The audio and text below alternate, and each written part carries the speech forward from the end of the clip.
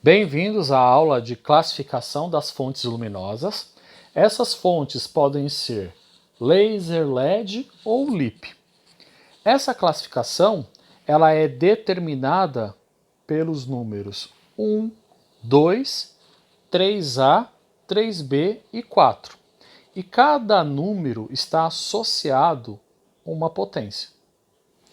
Então, a classificação 1 ela tem potência de até 0,001 mW. A classificação 2 tem potência de até 1 mW. A classificação 3A tem potência de até 5 mW. A classificação 3B tem uma potência de até 500 mW. E a última classificação, a número 4, tem potência maior que 500 mW. Tome muito cuidado, porque as 4 primeiras classificações elas estão relacionadas com os valores que vão até um dado fornecido, enquanto a última classificação ela é maior que os 500 mW. Vamos aplicar esta tabela neste exercício. Então, esse exercício ele está dividido em vários itens. Cada item existe uma potência associada em que a gente vai classificar. Então, como a gente faz isso? Então, olhando o item A, 400 mW, eu olho na tabela e faço a seguinte pergunta. 400, ele é até 0,001? Não, ele passa.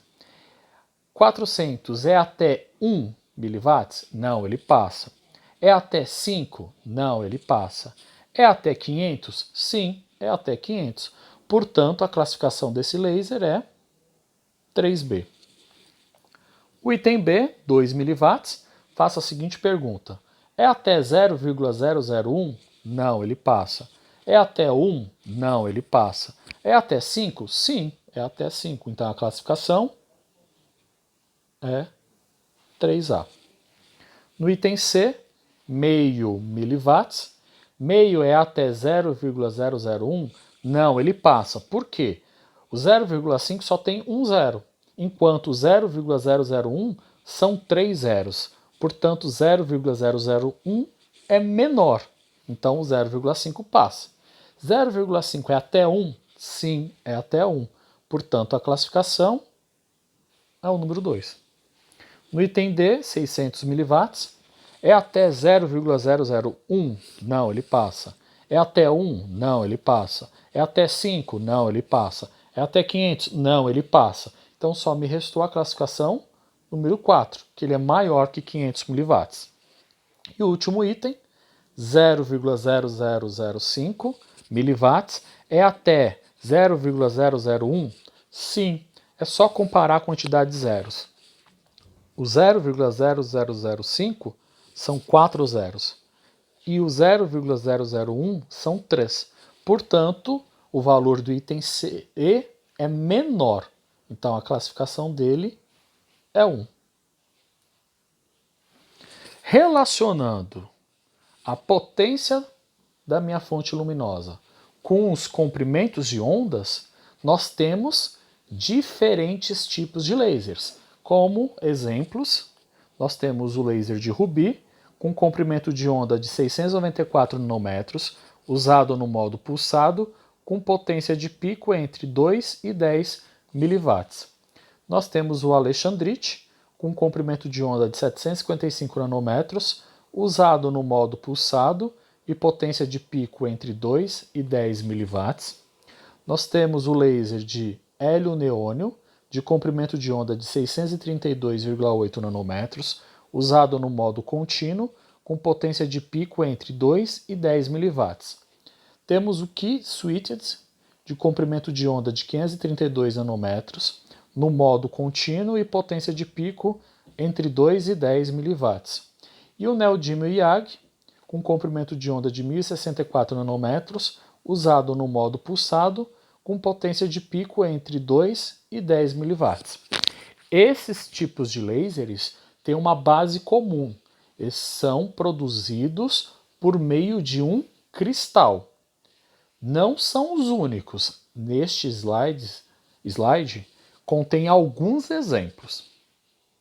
Um segundo tipo de laser é o laser à base de diodo. O diodo também é a constituição do LED, mas não se confundam. Este diodo é uma base para o laser e nós temos um diodo que é a base para o LED. Por isso, quando for falar diodo na área para ser aplicado em laser, nós chamamos de diodo laser ou laser diodo. E quando for somente para o LED, a gente só fala LED. Então, quais são alguns tipos de lasers à base de diodo? Nós temos o ASGA, de comprimento de onda de 904 nanômetros, no modo pulsado, de potência de pico entre 15 e 30 mW. O ASGA-LNP, de comprimento de onda de 670 nanômetros, no modo pulsado, de potência de pico entre 15 a 30 mW. O ASGA-L, de comprimento de onda de 830 nanômetros, no modo contínuo, com potência de pico de 30 mW. E um dos mais famosos, o laser de CO2, com comprimento de onda de 10.600 nanômetros, usado tanto no modo pulsado quanto no contínuo, com potência de pico de até 1.000 mW. Como o laser de CO2 ele tem uma característica particular, vamos dar um ênfase nele. Então, o que o laser de CO2 tem como característica que diferencia entre os demais? O laser de CO2, apesar de ser não invasivo, como os outros tipos de lasers, ele tem uma característica ablativa que os outros não têm. Então, primeiramente, o que é um laser não invasivo? É um laser que não ultrapassa a camada da pele. E um laser ablativo é um laser que provoca cortes. Como ele provoca cortes, o efeito é muito mais potencializado. Por isso que o laser de CO2, apesar de ser um laser não invasivo, ele tem o efeito sobrepuxado em relação à característica ablativa, ou seja, a característica de corte. Esse laser ele pode ser de dois tipos. O primeiro, tradicional, porque o feixe no método tradicional, quando eu introduzo feixe na pele, ele é totalmente preenchido pela luz.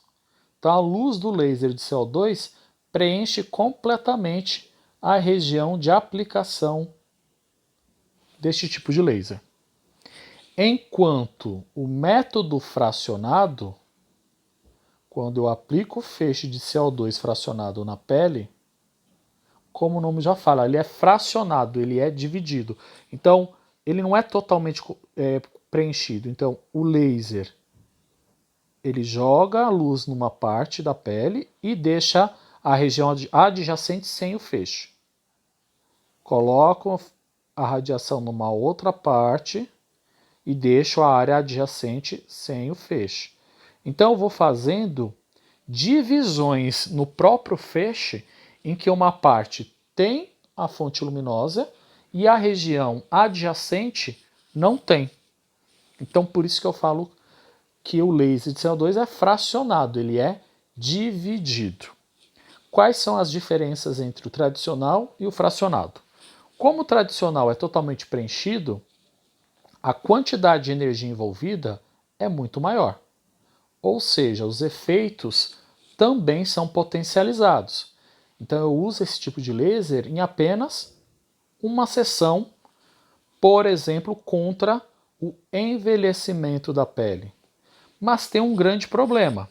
A recuperação desta pele, ela vai ser muito maior em comparação ao laser de CO2 fracionado. Como esse laser o feixe é dividido, a energia envolvida é menor em comparação. A potência dos efeitos também vão ser um pouco menores. Mas o tempo de recuperação ele é muito menor. Então é muito mais fácil a recuperação desse tecido. Então, por isso o laser de CO2 fracionado ele é muito mais utilizado em comparação ao laser tradicional de CO2.